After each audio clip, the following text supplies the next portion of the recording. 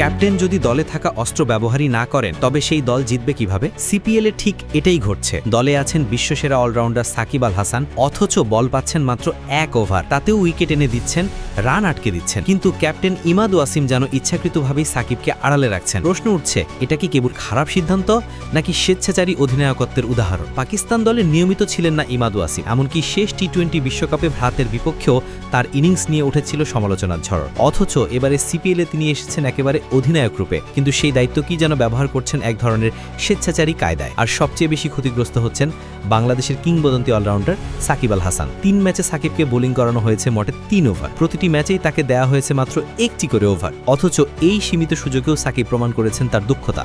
সর্বশেষ ম্যাচেই মাত্র 2 রান খরচ করে নিয়েছেন একটি মূল্যবান উইকেট। সেই মুহূর্তেই ম্যাচের মোড় ঘুরে যায় ফ্যালকনসের পক্ষে, কিন্তু বিস্ময়করভাবে আর বল হাতে তুলে দেওয়া হয়নি তাকে। প্রথম ম্যাচেও একই চিত্র, মাত্র 1 ওভার করানো হয় সাকিবকে, তাতেই দেন মাত্র 1 রান।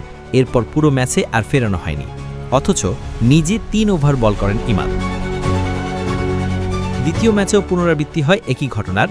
সাকিবের মতো বিশ্বসেরা বোলারকে এভাবে আড়াল করে রাখা কেবল প্রশ্নই তুলছে না, বরং দলের কৌশল নিয়েও সন্দেহ তৈরি করছে। ক্যারিবীয় মাটিতে সাকিবের রেকর্ড কারো অজানা নয়। এখানেই মাত্র 6 রানে 6 উইকেট নেওয়ার মতো ইতিহাস গড়েছেন তিনি, অথচ এমন কার্যকর বোলারকে গুরুত্বপূর্ণ সময় ব্যবহারই করছেন না ইমাদ। তার বদলে পরের দিকের ওভারে এনে দিচ্ছেন কম কার্যকর বোলারদের হাতে বল। সর্বশেষ ম্যাচে ফ্রন্টলাইন স্পিনার শ্যামার স্প্রিঙ্গারকে আনা হয় 18তম ওভার। যদিও ভাগ্য সহায় থাকায় ম্যাজিক্যাল স্পেল দিয়ে জয় এনে দেন তিনি, কিন্তু কৌশলের এই দুর্বলতা বারবার চোখে পড়ছে। আরেকটি বড় ভুল হচ্ছে দল গঠনে। সাকিবকে পূর্ণ বোলিং কোটা দিয়ে খেলানো হলে ব্যাটিং লাইন আপে বাড়তি গভীরতা আনা যেত। জাস্টিন গ্রেস বা আমির জাঙ্গুরের মতো ব্যাটারদের খেলানো যেত, এমনকি ওডেন স্মিথের মতো পাওয়ার হিটারকেও ব্যবহার করা যায় না তৈরি হতো। কিন্তু ইমাদের একগুয়ে সিদ্ধান্তে তা সম্ভব হচ্ছে না।